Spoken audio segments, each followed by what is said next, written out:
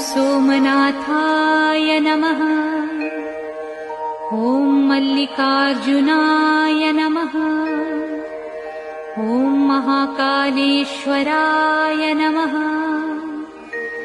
ॐ ओंकारेश्वराय नमः। ॐ वैद्यनाथाय नमः। ॐ भीमशंकराय नमः। ॐ रामेश्वराय नमः। ॐ नागेश्वराय नमः। ॐ विश्वेश्वराय नमः। ॐ त्र्यंबकेश्वराय नमः। ॐ केदारेश्वराय नमः। ॐ भुस्मेश्वराय नमः।